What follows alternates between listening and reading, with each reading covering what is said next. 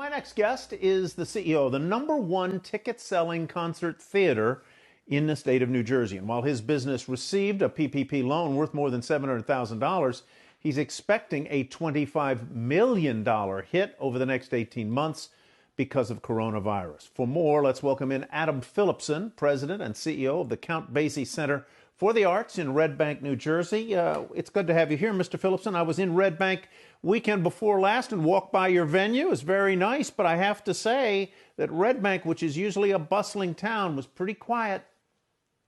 Yeah, well, first of all, thanks for having me. And you're right, Red Bank has been very quiet. And, one of the reasons why we've been out there making it heard and known that, a robust recovery in our town, reopening, really requires an anchor venue like the Count Basie Center for the Arts. Because when you attract a crowd, that has ripple effects throughout the whole town. Restaurants are fuller than they might otherwise be. Retail establishments are doing business. There's parking revenue. There's all kinds of things that spin off your concerts and performances. How long can this $87,000 PPP loan carry you? Yeah, that can't carry us for long at all. I mean, maybe it's 2 months. I think back when we applied and got it, and of course, we're very grateful that we did get it. June seemed like a year away, and now June is coming around the corner pretty quickly. We're hearing in the industry that, if we're lucky, perhaps a September opening. There's talk that it could be as late as January of next year. And, obviously each map that we have for ourselves is more devastating than the next. Our job right now is to try to increase our runway, but $787,000 is not going to get us very far. Forgive me for not knowing the answer to this, Adam. How much of your annual revenues comes from philanthropy?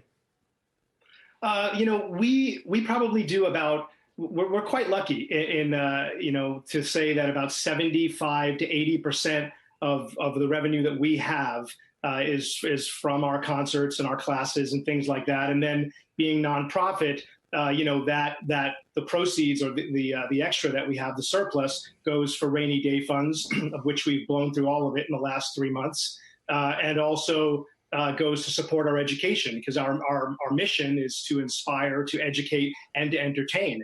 We've certainly been able to inspire and educate, but we have not been able to do our entertaining so much, except for pivoting some things online. Can you survive if you can't hold a concert or an appearance until January? Survival does not look great for us. In fact, it doesn't look great for the entire arts sector. You have to keep in mind that we have not made a dollar since March 12th.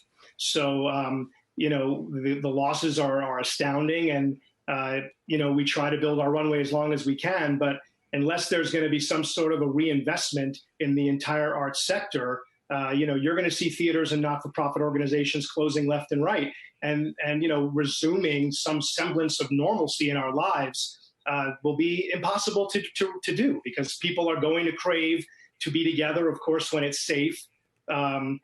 The airline industry was for domestic airlines, were given $62 billion. The arts industry in the last stimulus package was $75 million, of which $25 million went to the Kennedy Center.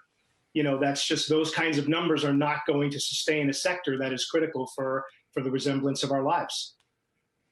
Well, Adam, we thank you very much. Little known about New Jersey is it is full of wonderful towns of the size of Red Bank, and Red Bank is sure one of them. We wish you the best and a speedy comeback. Adam Philipson is President and CEO of the Count Basie Center for the Arts in the wonderful town of Red Bank.